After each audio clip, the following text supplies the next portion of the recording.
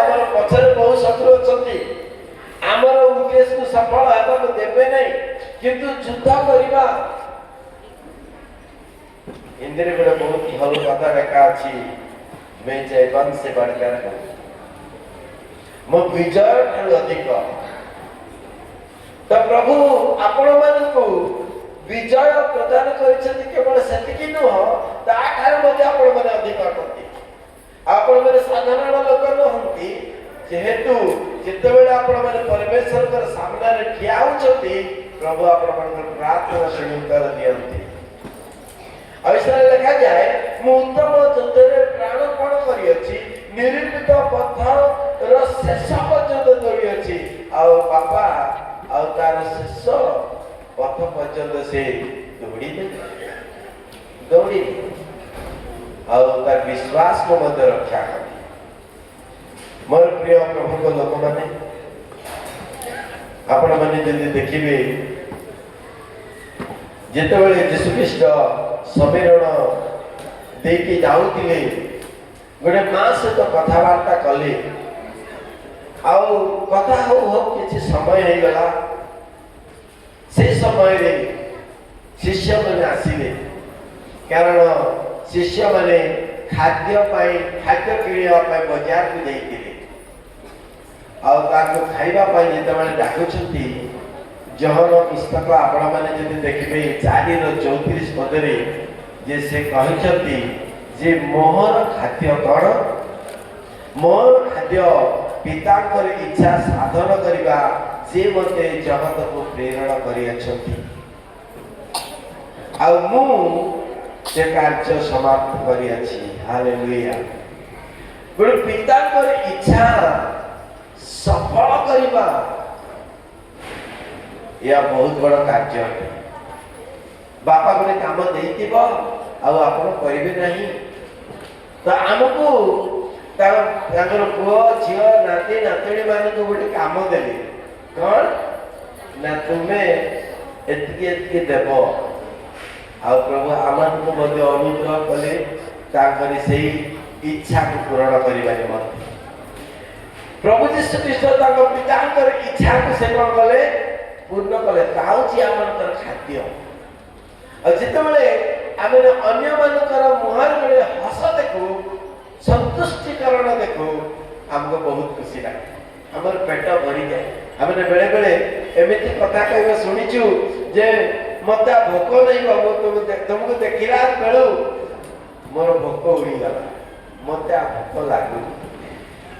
ତ ଆମେ ଯେତେବେଳେ ପିତାଙ୍କର ଇଚ୍ଛାକୁ ଆମେ ପୂରଣ କରୁଛୁ, ଆମଙ୍କର ଭୋକ ବି ଉଡ଼ିଯାଏ। ଆଜି ମତେ ମୋର ଭଉଣୀ ମାନେ କହିଲେ ଖାଇବ ନାହିଁ କି ଭାଇନା? ମୁଁ କହିଲି ପ୍ରୋଗ୍ରାମ ସରିଲେ ଖାଇବା। ଆମେ ଯେତେବେଳେ ପ୍ରଭୁଙ୍କର ଲୋକ ଭାବରେ ଆମେ ଜଗତକୁ ଆସିଛୁ, ପ୍ରତ୍ୟେକଙ୍କ ପାଇଁ ପରମେଶ୍ୱର ଏକ ଯୋଜନା ରଖିଛନ୍ତି, ଆଉ ପିତା ପରମେଶ୍ୱରଙ୍କର ଯୋଜନାକୁ ସଫଳ କରିବା ଆମଙ୍କର କର୍ତ୍ତବ୍ୟ ରହିଅଛି।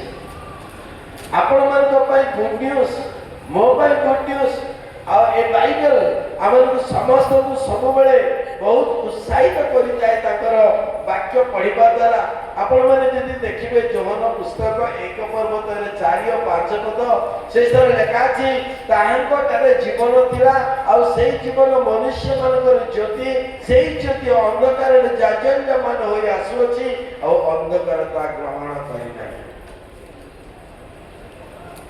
ତାହାଙ୍କଠାରେ ଜୀବନ ଥିଲା।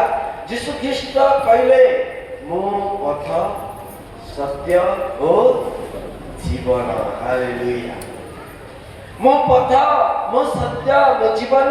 ଆଉ ଯୀଶୁଙ୍କ ଠାରେ ଜୀବନ ଥିଲା, ଆଉ ସେଇ ଜୀବନ କଣ?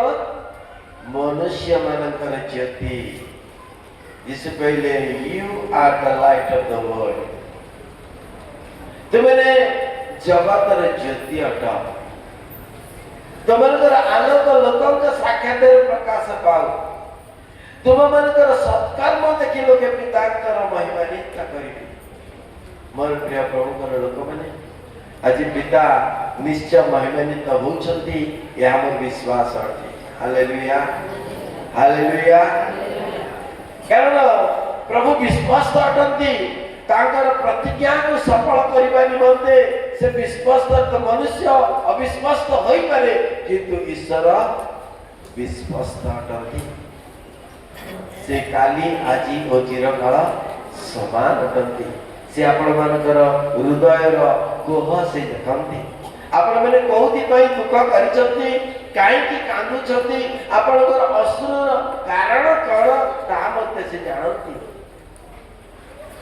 अश्रु तो अश्रु कांद तो कांद किंतु को कारण सकाश में कांदुछु मोर पेट बथा पाई मु कांदुची ना मुंड बिंधा पाई कांदुची ना मोर आर्थिक परिस्थिति रो असुविधा सकाशे कांदुची से अश्रुर कारण से जानंती। आ आपण मानकु गोटिए गोटिए करके से जानंती। हालेलुया। आपण माने कहि परंती केही मो विषय चिंता करूनांती किंतु बाइबल कहे प्रभु आपण मानक पाई चिंता करंती। आज सेही चिंताशील व्यक्ति सेही चिंताशील परमेश्वर तांक लोक मानक मधे से चिंता दियंती अन्य मानक पाई चिंता करिया। आज आमानक पाई या एक बहुत बड़ प्रेरणा अटे मोर प्रिय प्रभुकर लोक माने। आ से चाहुछंती जे से ज्योति अंधकार जाज्वल्यमान हो अंधकार जाज्वल्यमान हो अंधकार केबे भी ग्रहण करिवो नाही या सुनिश्चित।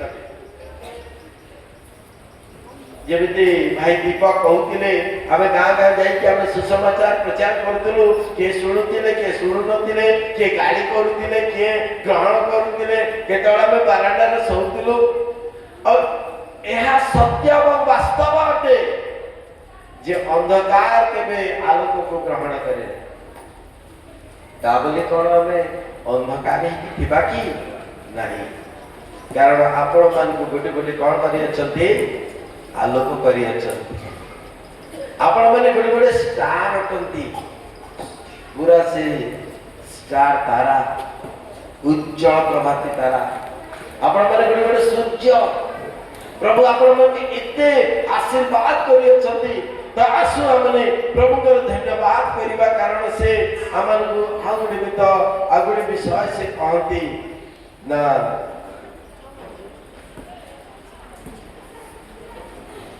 पुनर्बार पढ़ी कि हमें शेष करबा जे समय नहीं जहन 17 पर्व 4 पद आउ के पढ़िबारे साहाय्य करतो।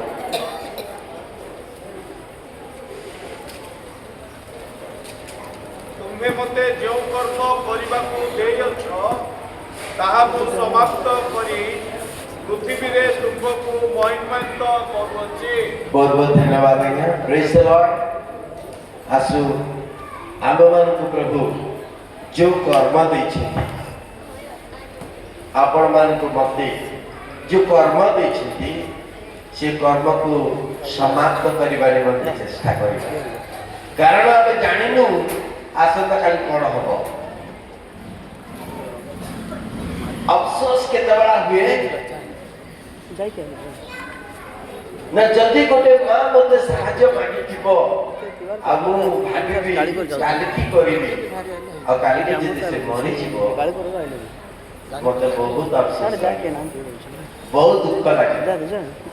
और आज जदि प्रभु मते आशीर्वाद करिसंती आ जने मां जदि साहाय्य मागुचंती मते साहाय्य करिबा पाई चेष्टा करिबा पड़ी। जब काली से मरी जाए कम से कम आमे कहि पारिबु जा हो प्रभु मते तांको पई किछि सेवा करिबा पई सुजोग देथिले।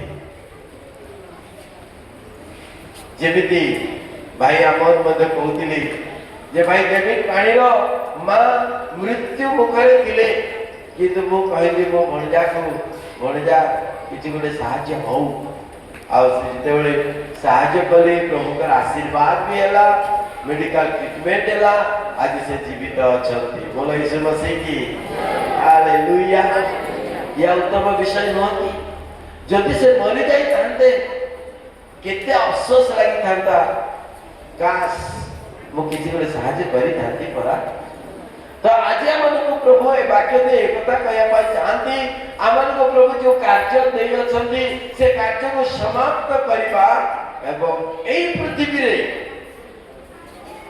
पिता परमेश्वर को प्रभु यीशु ख्रीष्ट को पवित्र आत्मा को महिमान्वित करबा प्रभु आपण मान को मते समस्त को ए पवित्र वाक्य रे आशीर्वाद करथु आमेन बहुत बहुत धन्यवाद God bless you all.